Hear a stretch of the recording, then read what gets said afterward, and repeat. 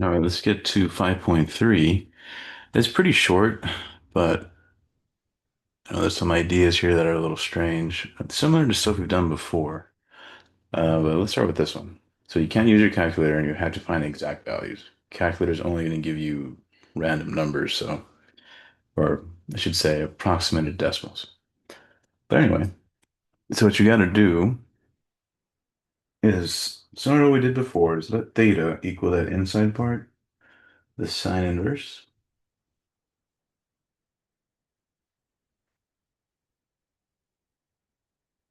Okay, so then use the definition, and that implies that sine of theta is equal to 12 over 13. So then you can rewrite this guy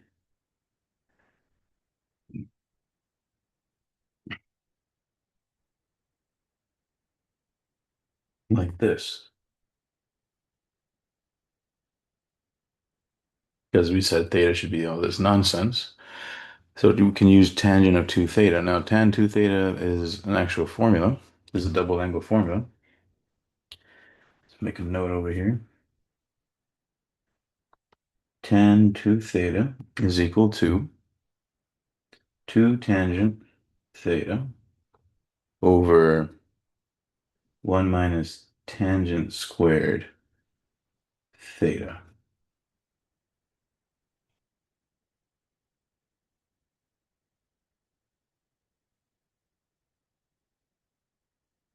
Okay, now we can use this as our to replace r theta. Excuse me, I'm distracted. So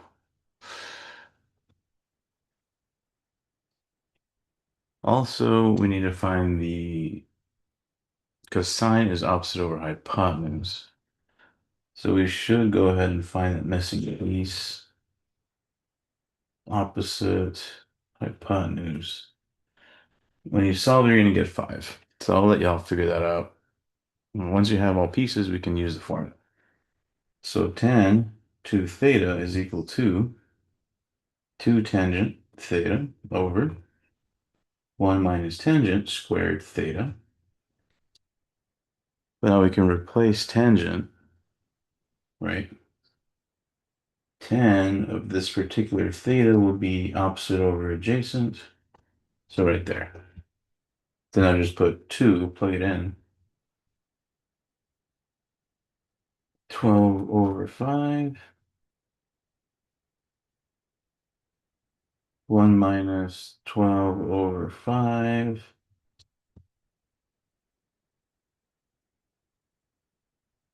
Then use your calculator to make this pretty.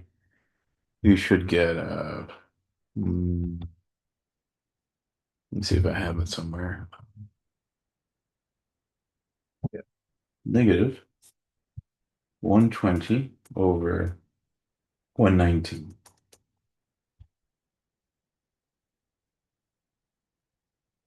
So when you get something strange like this, when you have an inverse and a tan outside and they don't match up, use the definition like we've done before, and then see if there's an identity you can use. So if you see a 2, most likely you want to use double angle. And that's it. Okay, this one's very similar to the last one, but instead of a number, we got V. So we're gonna have to deal with this with a second triangle. So let theta equal the same thing as before, the inside part. The 2 will leave alone because it'll be part of the double angle. Remember, that implies that sine of theta is equal to 3V. Okay, so then if we build the first triangle, opposite over hypotenuse, be that.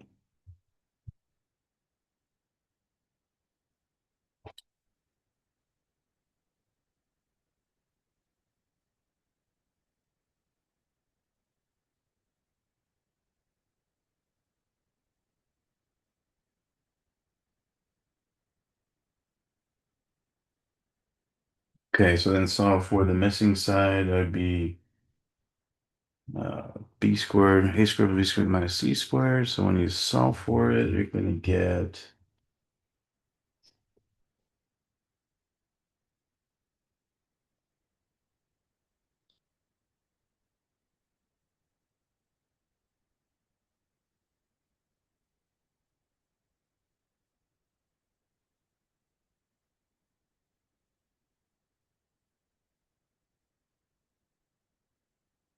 there we go, 1 minus 9v squared. Sorry. Yeah, there we go. So once we have that, we can deal with this. So we'll have cosine of this 2 sine v stuff become cosine 2 theta, which will become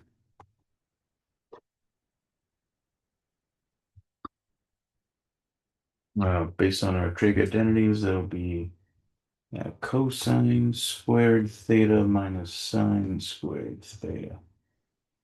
There we go. Make some space. So that will be cosine adjacent over hypotenuse. So that would be adjacent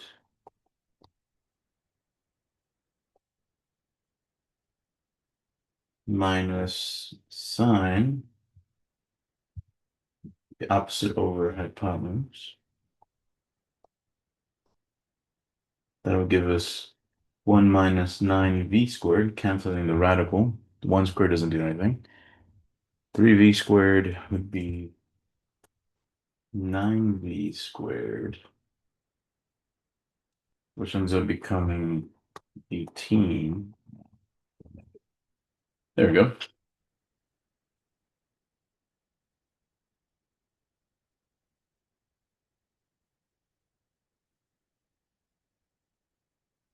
And yeah, that'll be it actually, because we substituted the cosine, the inverse stuff, use a double angle to reduce it. We built the triangle based on that inverse inside here. So then we can just replace these. That'll be it. All right, let's do another one.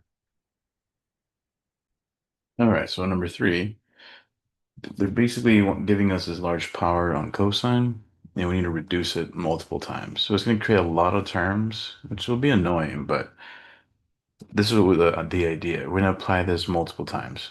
So if you have a quadratic cosine, remember there's one for sine, cosine, tangent, etc. But we need the cosine one. It's in your formula sheet. So notice how it became 1 plus cosine 2 of whatever angle that is. So we lost the square, but doubled our angle and got some extra stuff and some fractions. So basically, we're going to apply it to here. So first rewrite it into cosine squared 2x squared. So squared squared gives me a fourth. So apply the formula to, so I'm rewriting the fourth into squared times 2 times 2, squared squared. So now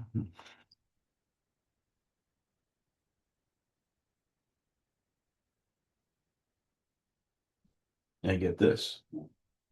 See how I lost this square and got this guy, but I still got to deal with this. So I'm gonna have to square the entire thing. So I'll make an extra step for you. So I'm gonna square the top, square the bottom. Bottom's easy, just 4. All right, so you get 4. Put that up there. You gotta FOIL that out, or however you want to multiply it out. You will get, I'm gonna skip the multiplication. You're gonna get 1 plus 2 cosine 2x plus cosine 2x squared.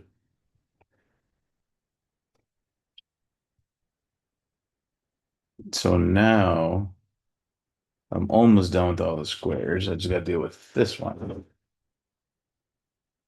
So I'm gonna replace all the fractions to make it a little prettier.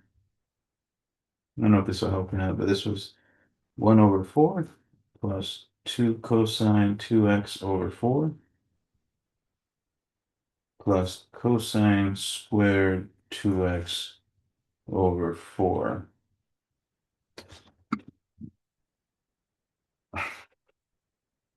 So apply it on this guy again,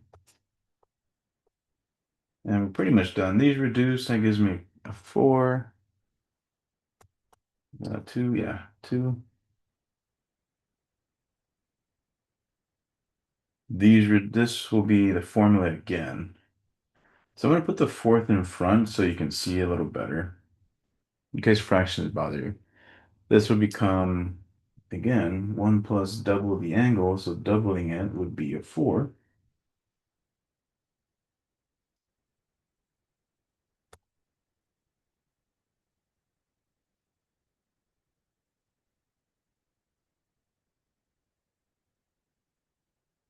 Four times the 2,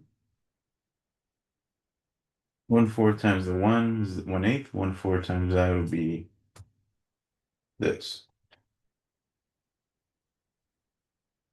So apply the power reducing on that guy and giving me this. The fourth, I pulled this fourth out in front, and then I brought it back in. So 1/4 times the 1, half. 1/4 times the cosine over 4x over 2. So I skipped a minor algebra step right here. But it's similar to this. You break up each term over the same denominator, giving me these three terms. Then reduce this guy, and then multiply the fourth. But that'll be it. So this is what they want. They want no more powers, just normal cosines. No, all the powers have been reduced. So we went from a fourth power to linears.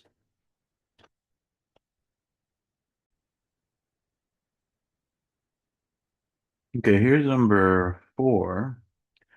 So now instead of doing double angles, we're going to half angles. But the first one's pretty easy. Um, and I hate using that word, but check it out. They give you an angle that's not in the circle, but if it was doubled, it would be, because what is twice this? All right, it's going to be 315. So basically what they do is say, well, if you write it as something times a half or something divided by 2, right? This divided by something divided by 2 equal to 157. That would be 315. So change it into tangent of 315 over 2.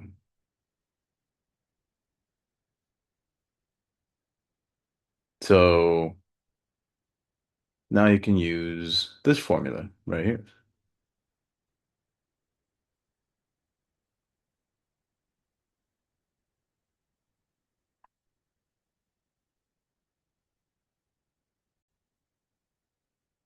So the way you use it, right, just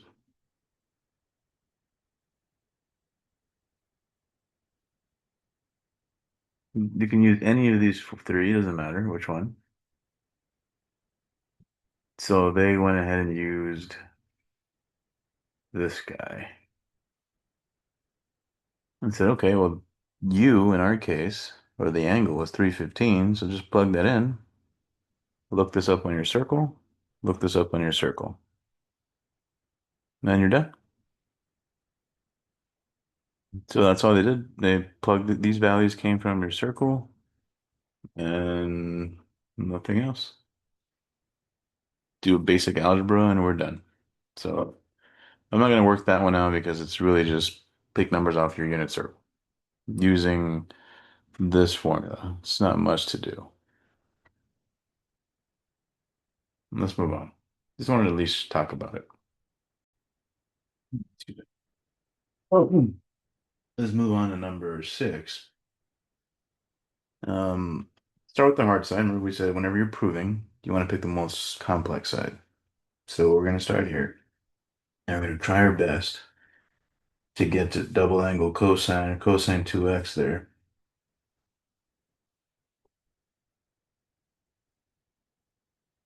So the first thing I would do is just add the fractions.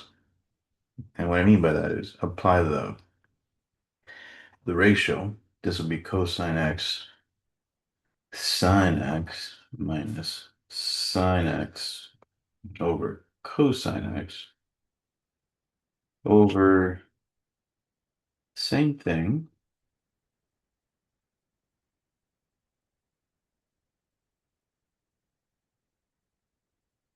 You can call it quotient property or identity. Here to here, quotient identity.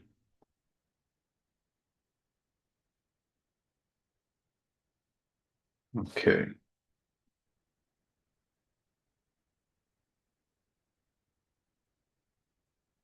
Now that we have quotients or fractions, add them up. So the LCD is sine cosine for these two and these two. So I'm gonna have to introduce a cosine here.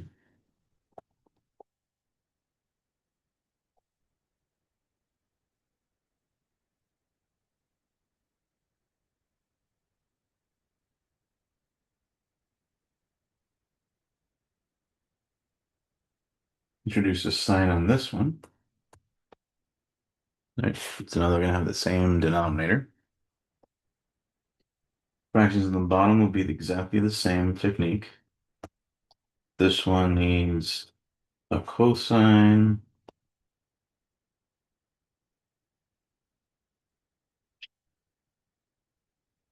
This one needs a sine.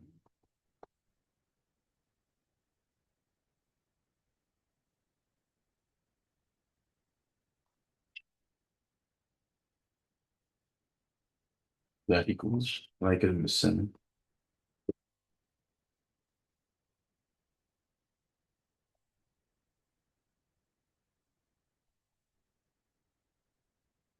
Okay. So now you can add them together, no problem. So this top part will become cosine squared. Cosine squared x over, so this is cosine squared minus sine squared.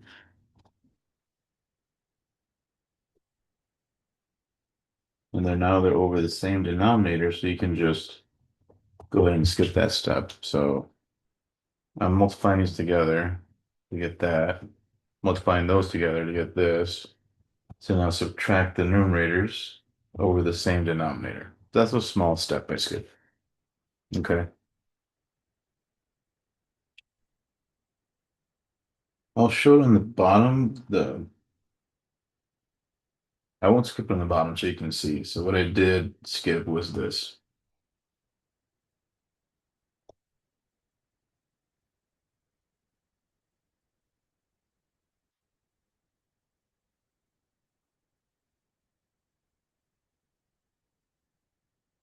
So I made these. No, this should be plus. I did this and then combined them into that all at once. That way it can save some space. But so now I'm going to have these two fractions. I have enough space here. I'm going to end up with these two fractions. Cosine squared x minus sine squared x over sine x cosine x divided by cosine squared x plus sine squared x divided by sine x cosine x. And then those are going to divide into this. So I'm dividing the entire thing by two fractions. Try to make that clear. Clear. Then you get the top fraction.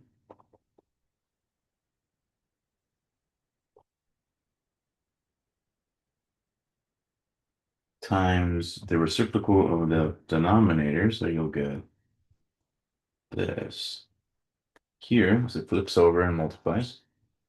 That's how you multiply, right?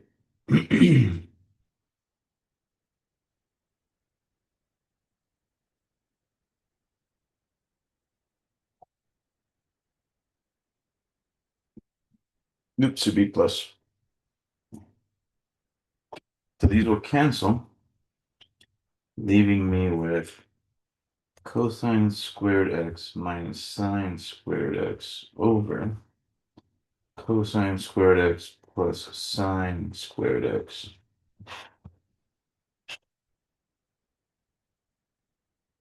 Although we know cosine squared plus sine squared is 1, so that'll be gone. Just a 1. So that's Pythagorean, the original. So far as in mostly algebra and fraction work.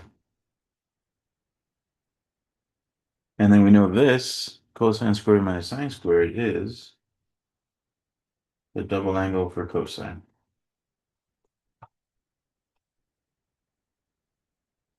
And that's what we wanted to show, that it was indeed equal. But that's pretty much it for section 8, what was it? 5.3. I'll be sending y'all 5.4 and 5.5 very soon.